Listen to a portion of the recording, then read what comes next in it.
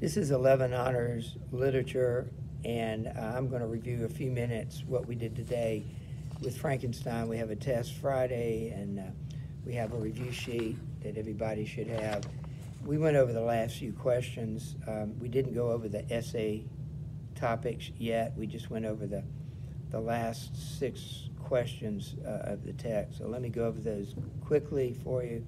Number 12, what evidence convinced Walton that Victor's story was true?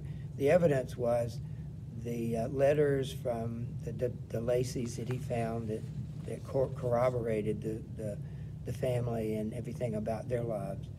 And so, and then of course they had also seen the monster, that is Walton had seen the monster out on the ice before they met Victor Frankenstein. All right, number 13, how is Victor like Prometheus? Prometheus was the Titan who stole fire from the gods and gave it to human beings in order to help them. He was punished eternally by being chained to a rock and having his liver eaten out, and then it would grow back and the liver would be eaten out again. He's like Prometheus because he too, that is Frankenstein, tried to help people by creating life. And he thought that was going to help people, like he could bring people back to life. So he was trying to help humanity, but instead he's like forever punished for that by the monster himself. So he's like Prometheus. He was punished almost eternally. 14, how is he like Satan? He's like Satan, at least the Satan you see in Paradise Lost, Milton's Satan, because for punishment, Milton, and then we're talking about the monster here, Milton had Satan chained in hell and punished, and that's what the monster feels like for himself, that he's chained and being punished.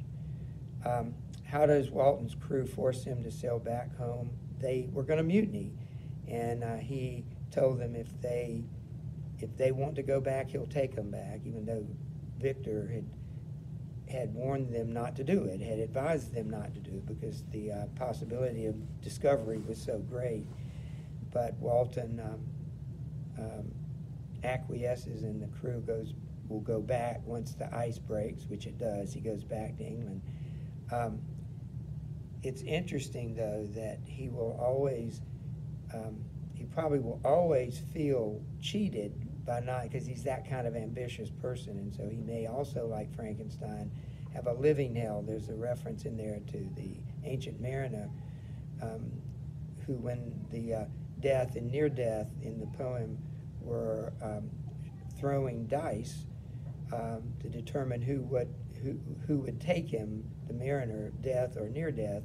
Near death won, nearly dead or almost dead, or life and death, I think it actually was. So the ancient mariner was condemned to life, but always having to tell his story, so there was a life in death, and the suggestion was that Walton would be the same. Describe the death of Victor Frankenstein, number 16. He simply died of his illness, and right before the creature shows up and talks to his dead body, what does the creature plan to do now? Well, interestingly, the creature feels sorry for Frankenstein, and Walton does not feel sorry for the creature. And the creature said he was meant for good things, but none of the deaths made him feel happier. None of the deaths relieved him, even though he couldn't help but attack Victor Frankenstein. Now he regrets it.